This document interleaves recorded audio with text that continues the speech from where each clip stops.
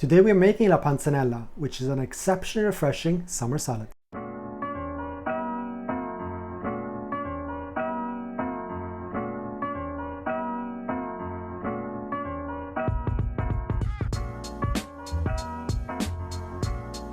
This recipe is traditionally from Tuscany, though it has spread across all of central Italy. And for the ingredients, we have some stale bread, some cucumber, red onion, tomatoes, salt, pepper, basil, some good extra virgin olive oil, and red wine vinegar.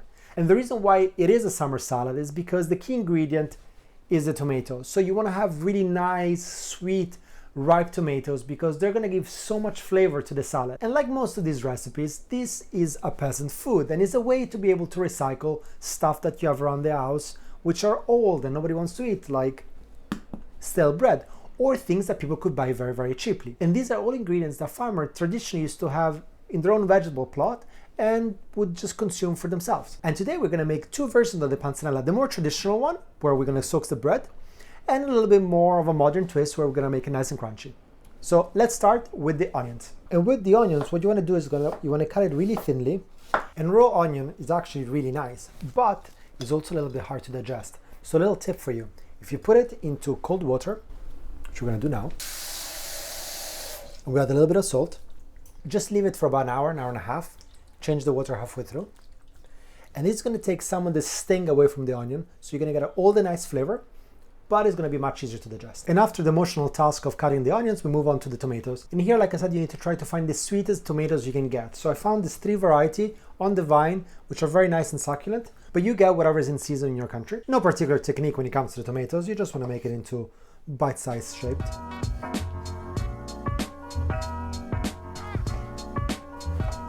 The center bit with the seeds, you can just put it aside if it comes out, otherwise just don't bother. Here we have a mixture of all the tomatoes we used, and we're going to let it build up flavor with olive oil and a little bit of salt. Mix it all about. We add some leaves of basil, which is tomato's best friend, of course. And we put this aside. Take our stale bread, cut it in half. We can cut it in big slices.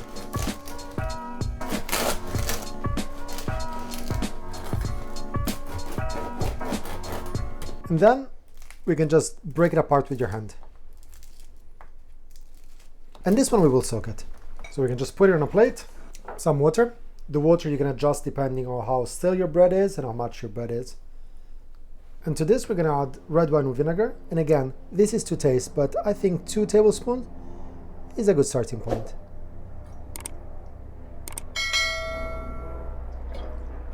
Give this a shake.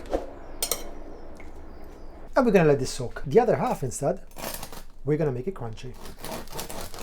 Since we're toasting this, it's much easier if everything is the same size.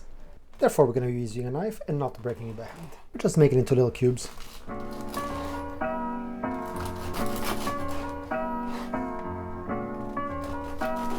Once you got even cubes, you put in the pan, some extra virgin olive oil, you give it a good mix.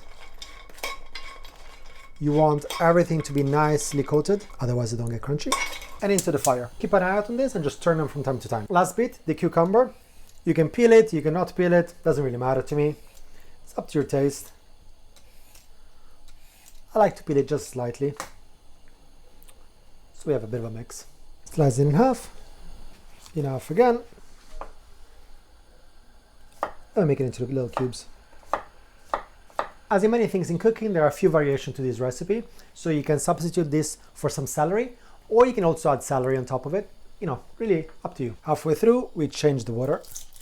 And you see that the color of the water is quite cloudy. This is all the bitterness going away. More water and a pinch of salt.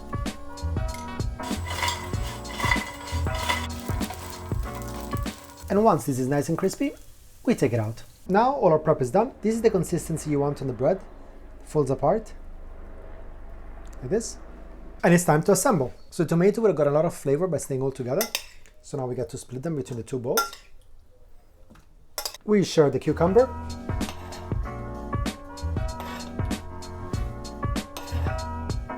we drain our onion, some onion here, some onion here,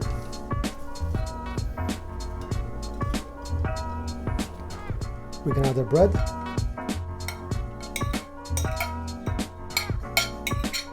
Salt. Some fresh pepper. Extra virgin olive oil, the good one. And this was my grandma's favorite salad. Give this a mix. So after we give it a mix, we're gonna have the few leaves of basil, which as always we cut by hand. And we're gonna let this sit for as much as you can wait. So everything gets absorbed, all the flavors mix together and become super tasty. And now with the second version, we need to add our red wine vinegar, 2 tablespoons like before, extra virgin olive oil, and exactly like before, some pepper. But then we add this, guys.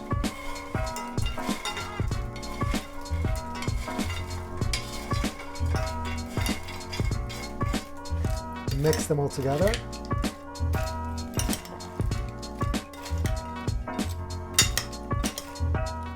Have the patient for half an hour of rest. And here's the panzanella made 2 ways. Let's start with the traditional one. Big bite of everything.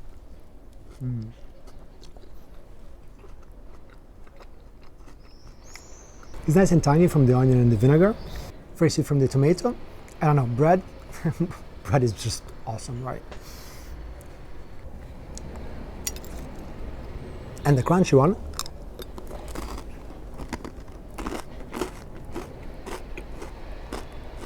Crunchy one, also very good. To me, this one feels more like the original one. I grew up with this. I actually very much like this soggy bread. I know it sounds weird, but it's delicious. This one is also very good. Obviously, toasted bread is great, but for me, this is the winner.